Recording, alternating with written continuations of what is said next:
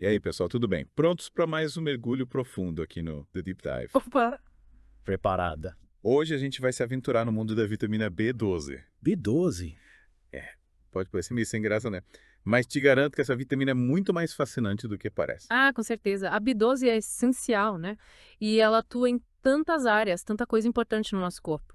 Produção de energia, formação das células do sangue, saúde do sistema nervoso. É muita coisa. E você manda um monte de material sobre B12, então a gente tem bastante coisa para desvendar. É verdade, tem muita Ah. coisa interessante pra gente discutir. Mas antes de começar, me fala, você já fez exame de sangue para saber como estão os seus níveis de B12? Deixa eu ver. Acho que já fiz sim, mas faz tempo. Preciso ver isso de novo. É sempre bom ficar de olho, né?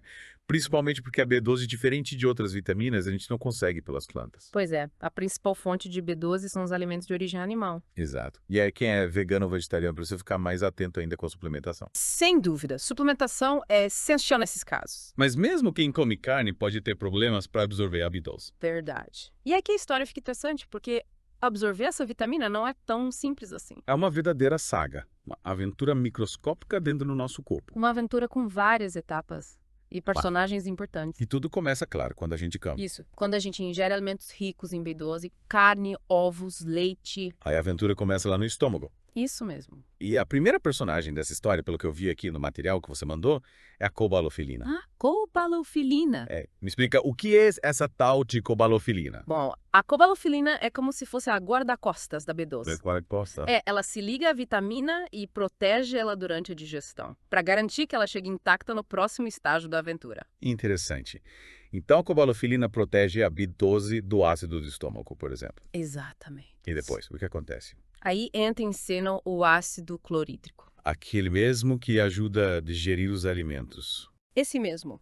Ele libera a B12 da cobalofilina e ativa outra personagem importante, a pepsina. Pepsina? Nunca tinha ouvido falar. A pepsina é uma enzima que quebra as proteínas, sabe? Ela meio que prepara o terreno para a B12 seguir viagem. Ah, entendi. E é aí que surge um dos personagens mais importantes dessa saga, o fator intrínseco. Ah, fator intrínseco. Já ouvi falar, mas confesso que nunca entendi direito o que ele faz. O fator intrínseco é tipo um passe VIP para B12. Passe VIP. É. Sem ele, a vitamina não consegue ser absorvida pelo intestino. Caramba. Ele é produzido pelas células do estômago e se liga à B12, formando uma dupla imbatível. Então, sem esse passe VIP, a B12 fica barrada na porta do intestino. Exatamente. E aí a B12 não consegue entrar na corrente sanguínea e exercer suas funções no corpo. Nossa, que importante esse fator intrínseco, hein? Por importante. E aí, o que acontece depois que a B12 e o fator intrínseco se juntam? Essa dupla dinâmica segue viagem até o intestino delgado. Intestino delgado. Mais especificamente no ilho. No ilho. Isso. Lá existe um receptor chamado cubulina, que é tipo o segurança da balada. Segurança da balada. Só entra quem tá na lista VIP. Entendi. No caso, a cubulina só reconhece a B12 quando ela está acompanhada do fator intrínseco, o tal passe VIP. E aí, finalmente, a B12 consegue ser absorvida. Isso. Quando a B12, escoltada pelo fator intrínseco, consegue passar pela cubulina, ela é absorvida pelo intestino e cai na corrente sanguínea. Ufa, que jornada. É uma verdadeira aventura, mas é assim que a B12 chega em todas as células do nosso corpo para poder exercer suas funções. E o que acontece se o fator intrínseco estiver em falta? Aí a coisa complica, porque a B12 não consegue ser absorvida. E por que o fator intrínseco pode faltar? Pode acontecer por causa de uma doença autoimune chamada anemia perniciosa. Anemia perniciosa. Nessa doença, o próprio sistema imunológico ataca as células do estômago que produzem o fator intrínseco. Nossa. E sem ele, a B12 fica perdida no intestino e a deficiência se instala. Mas e aí, como se trata essa anemia perniciosa? Tem tratamento? Tem sim. E a história do tratamento é bem interessante, sabia? Sério, me conta. Em 1984, 3 médicos, Whipple, Mignon e Murphy, ganharam o Prêmio Nobel de Medicina por descobrirem que comer muito fígado cru ajudava a tratar a anemia perniciosa. Fígado cru. É fígado cru, porque ele é riquíssimo em B12. Nossa, que remédio exótico. Mas hoje em dia a gente não precisa mais comer fígado cru. Tudo bem, né? Hoje em dia existem métodos mais, digamos, palatáveis para tratar a deficiência de B12. Ufa. Mas me fala, quais são os sinais de que a gente pode estar precisando de B12? Boa pergunta. Essa é a parte complicada, porque a deficiência de B12 pode ser silenciosa. Deliciosa. Os sintomas podem ser vagos e difíceis de identificar. Fadiga, fraqueza, palidez. Por isso é tão importante fazer exames de sangue regularmente, principalmente se você se encaixa em algum grupo de risco. Tipo, quem são esses grupos de risco? Idosos, veganos, vegetarianos de longa data, e pessoas que fizeram cirurgia bariátrica. E por que esses grupos têm mais risco de deficiência de B12? No caso dos idosos, a absorção da vitamina diminui com a idade. Essa é sentido. Já os veganos e vegetarianos, como a gente já falou, precisam suplementar a B12 porque ela se encontra principalmente em alimentos de origem animal. É verdade. E a cirurgia bariátrica pode comprometer a absorção de vários nutrientes, incluindo a B12, por causa das alterações no estômago e intestino. Entendi. E quais são os sintomas que a gente deve ficar de olho?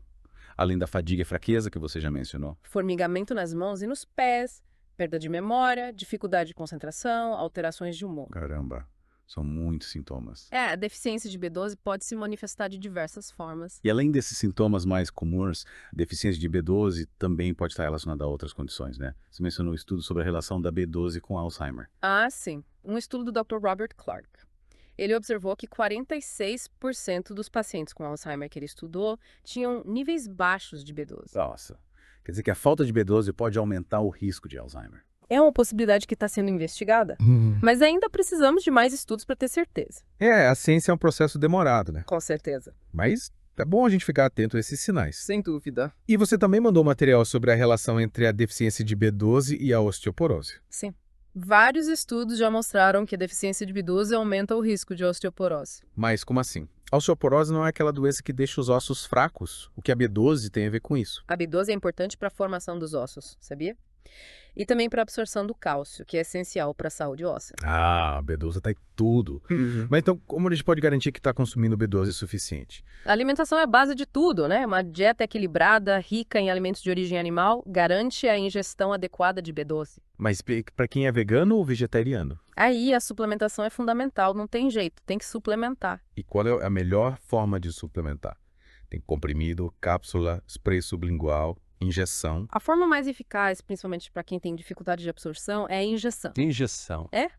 Mas a escolha do tipo de suplementação e a dosagem ideal devem ser feitas com o médico. Com certeza, nada de automedicação, né? Jamais. E para quem quer se aprofundar ainda mais nesse universo da B12, você separou algumas dicas de leitura. Separei, sim. Could It Be B12? An Epidemic of Misdiagnoses, do Dr. Jeffrey J. Stewart, é uma ótima opção para entender a deficiência de B12. Anotei. E você também mencionou o Dr. David Brownstein, né? Sim, ele é um especialista que defende a importância da B12 e do iodo para a saúde. Legal. E para quem é vegano ou vegetariano, qual livro você indica? O livro The Vegetarian Myth, Food, Justice and Sustainability, da Lierre Keith, aborda a questão da B12 de forma bem completa. Perfeito. E para quem quer virar expert em vitaminas? Aí eu indico a obra Vitamins and Minerals, do Combs. É um livro bem completo, com quase 1000 páginas. Nossa, esse é para quem é fã de carteirinha, hein? Esse é bem completo. Mas é super interessante para quem quer se aprofundar no assunto. Com certeza. Ter acesso à informação é fundamental para cuidar da saúde, né? Sem dúvida, a informação nos empodera para fazer escolhas conscientes. Concordo plenamente. Uhum. Bom, pessoal, por hoje é só, mas a nossa jornada pelo mundo da B12 continua no próximo episódio. Isso aí? Fiquem ligados. E por falar em informação, você sabia que a deficiência de B12 é muito mais comum do que a gente imagina? Ah, é. Mas a gente acabou de ver que ela está presente em vários alimentos, né? Sim, mas a absorção, como a gente viu, é um processo complexo. E vários fatores podem atrapalhar a aventura da B12 pelo nosso corpo.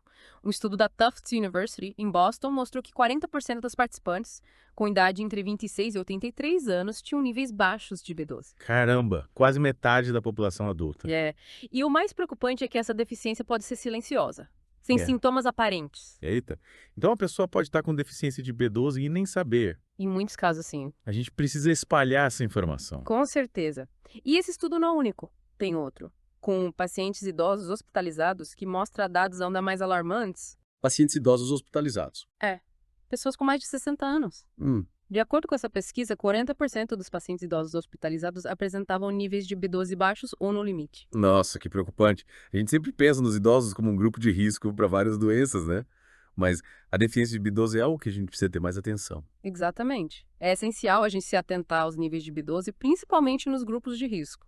E quais são as consequências de ignorar essa deficiência? O que pode acontecer? A longo prazo, a falta de B12 pode levar a problemas neurológicos, anemia, problemas de memória Nossa, e até aumentar o risco de doenças cardíacas. só por causa da falta de B12. Por isso é tão importante a gente se informar, fazer exames de sangue e, se necessário, suplementar. A gente sabe que alguns grupos são mais vulneráveis à deficiência de B12, né? Sim. Já falamos dos idosos, mas e os veganos e vegetarianos? Eles também precisam ficar atentos, né? Eles não consomem carne, que é a principal fonte de B12. Exatamente. Cerca de 80% dos veganos que não se suplementam com B12 apresentam sinais de deficiência da vitamina. 30%. É muita gente. Tá. E mais de 50% dos vegetarianos de longa data também mostram níveis baixos de B12. Então a suplementação é fundamental para quem segue uma dieta vegana ou vegetariana, né? Tem É. jeito. É essencial. Sem a suplementação, o risco de deficiência é muito alto. E falando em importância, você mencionou que a deficiência de B12 pode estar relacionada a outras condições, como Alzheimer e osteoporose. Sim, Pode explicar melhor essa relação? claro. No caso do Alzheimer, um estudo do Dr. Robert Clark mostrou que 46% dos pacientes com Alzheimer que ele estudou apresentavam níveis baixos de B12 e aumento dos níveis de homocisteína. Homocisteína. É um aminoácido que, em excesso, pode ser prejudicial à saúde. Ah, entendi. Mas e aí quer dizer que a falta de B12 pode aumentar o risco de desenvolver Alzheimer? É uma possibilidade. Mas ainda precisamos de mais estudos para ter certeza. A pesquisa científica leva tempo, né? Verdade. Mas, no caso da osteoporose, a ligação com a deficiência de B12 é mais clara. Mais clara. Pacientes com deficiência de B12 não tratados têm um alto risco de desenvolver osteoporose. Vários estudos já comprovaram isso. Mas a osteoporose não é aquela doença que deixa os ossos fracos. O que a B12 tem a ver com isso? A B12 é importante para a formação das células ósseas e também para a absorção do cálcio, que é fundamental para a saúde dos ossos. Sem B12 suficiente, os ossos ficam mais frágeis e suscetíveis a fraturas. Nossa, B12 é envolvido em tanta coisa. Mas como saber se a gente está com deficiência de B12? É só fazer um exame de sangue. Sim. O exame de sangue é a forma mais precisa de diagnosticar a deficiência de B12. E é um exame simples e rápido. E se a deficiência for confirmada, o que acontece? Qual é o tratamento? Geralmente, o tratamento é feito com a suplementação de B12. Alimentação. E essa suplementação pode ser feita de várias formas: oral, sublingual, injetável. E qual é a melhor forma? Depende do grau da deficiência e da capacidade de absorção da vitamina pelo organismo. Mas o médico vai saber indicar a melhor opção para cada caso. E em relação à dosagem, tem algum padrão? Todo mundo toma a mesma quantidade? Não, a dosagem ideal varia de acordo com cada caso. Por isso é importante ter acompanhamento médico. Faz sentido. Cada pessoa é única, né? Com certeza. E quando a gente deve procurar um médico para verificar os níveis de B12? Se você se encaixa em algum dos grupos de risco que a gente mencionou, idosos, veganos, vegetarianos, ou se você apresenta sintomas como fadiga, fraqueza, formigamento, alterações de humor, é importante procurar um médico para uma avaliação. É sempre melhor prevenir do que remediar, né? Sem dúvida. E no caso da B12, a detecção e o tratamento precoces da deficiência podem evitar complicações sérias para a saúde. E para quem quer se aprofundar ainda mais nesse universo da B12, a gente tem aquelas dicas de leitura, né? Sim, o livro Could It Be B12? An Epidemic of Misdiagnosis, do Dr. Jeffrey J. Stewart, é uma ótima opção. E para quem quer entender a relação entre a B12 e o iodo, o Dr. David Brownstein é uma referência. Legal. E para quem é vegano ou vegetariano? O livro The Vegetarian Myth, Food, Justice and Sustainability, da Lierre Keith. Perfeito. A leitura é sempre uma ótima forma de aprender mais, né? Com certeza. Mas me fala, você mencionou que a deficiência de B12 pode ser confundida com autismo em alguns casos. Como isso é possível? É que, em alguns casos, crianças com deficiência de B12 podem apresentar sintomas parecidos com os do autismo. Alterações de comportamento, dificuldade de comunicação, atraso no desenvolvimento. E por que isso acontece? A B12 é fundamental para o desenvolvimento do sistema nervoso. E a falta dela pode prejudicar esse processo. Nossa, que interessante. Mas então, nesses casos, a suplementação com B12 pode até reverter esses sintomas. Sim, em alguns casos, a suplementação com B12 pode levar à melhora dos sintomas. E, em alguns casos, até a remissão completa. É incrível como uma única vitamina pode ter um impacto tão grande na nossa saúde. Realmente. A B12 é poderosa. E por falar em poder, você sabia que a B12 também está relacionada à produção de energia? Sim. A B12 participa da formação das hemácias, as células vermelhas do sangue, que são responsáveis pelo transporte de oxigênio para o corpo todo. Sem oxigênio suficiente, as células não conseguem produzir energia de forma eficiente. E aí a gente sente fadiga, cansaço. Ah, entendi. Então a B12 é tipo um combustível para as nossas células. É uma boa analogia. Sem a B12, as nossas células ficam sem energia para funcionar direito. E além da produção de energia, quais são as outras funções da B12 no nosso organismo? A gente já falou de várias, mas com certeza tem mais, né?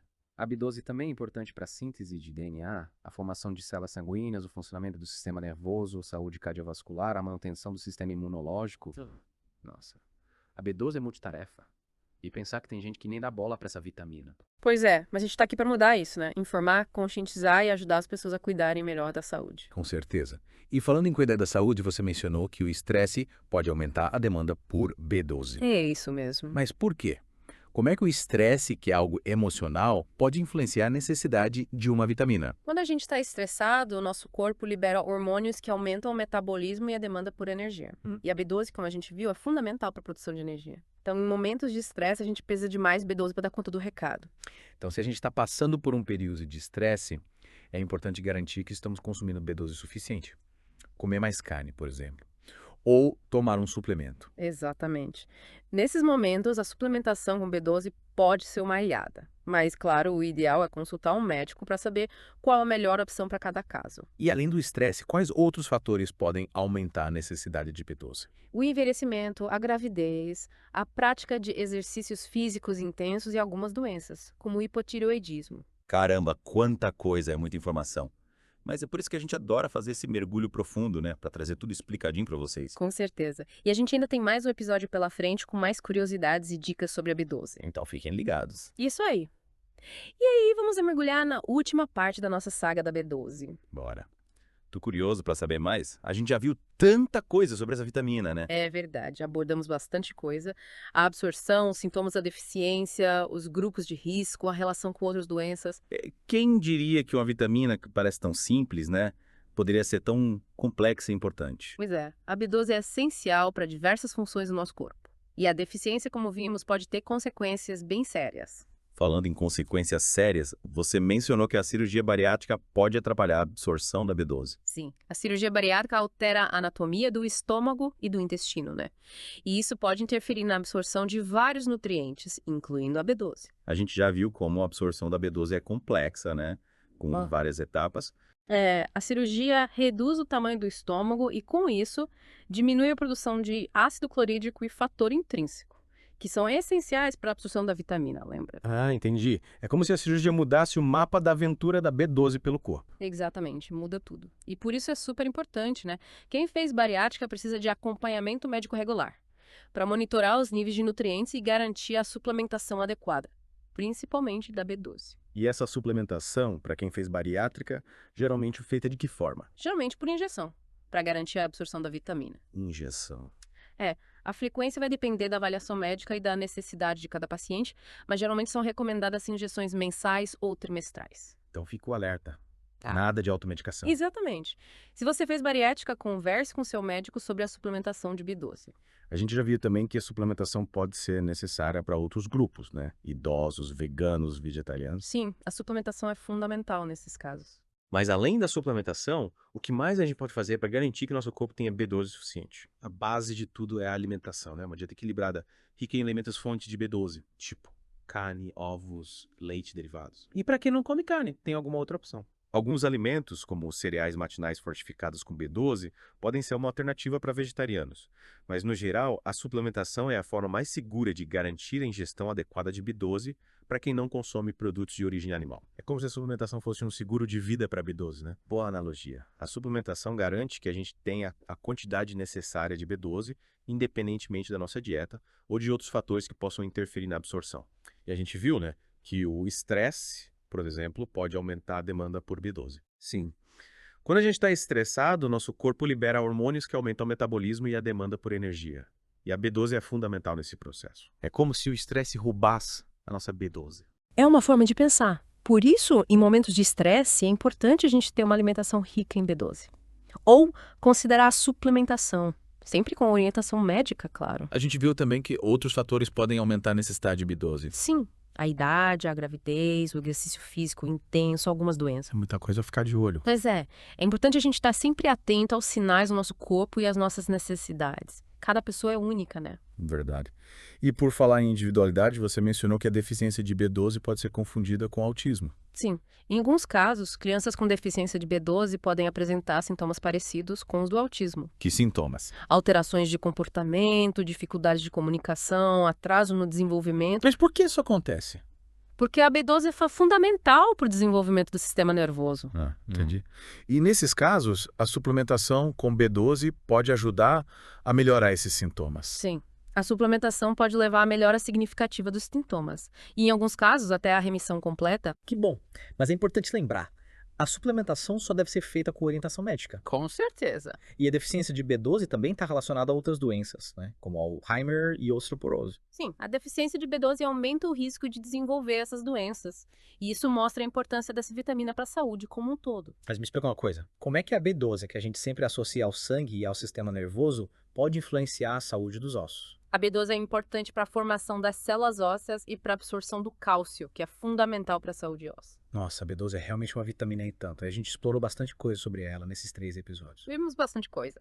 A absorção, os sintomas da deficiência, os grupos de risco, a relação com outras doenças, a importância da suplementação. É muita informação, mas esperamos que vocês tenham gostado dessa imersão no mundo B12 e que essa informação ajude vocês a cuidarem melhor da saúde. Com certeza. E lembrem-se, se vocês suspeitam que podem estar com deficiência de B12, procurem um médico. Prevenir é sempre o melhor remédio. E para quem quer se aprofundar ainda mais, a gente recomenda a leitura dos livros que a gente mencionou ao longo dos episódios. Could It Be B12? An Epidemic of Misdiagnosis, do Dr. Jeffrey J. Stewart, Vitamins and Minerals, The Combs, The Vegetarian Myth, Food, Justice and Sustainability, da Lear Keith, e as obras do Dr. David Brownstein sobre a relação entre B12 e iodo. É isso aí. Leitura nunca é demais. Com certeza. Bom, pessoal, chegamos ao fim da nossa jornada épica pela B12 e a gente espera que vocês tenham aprendido bastante.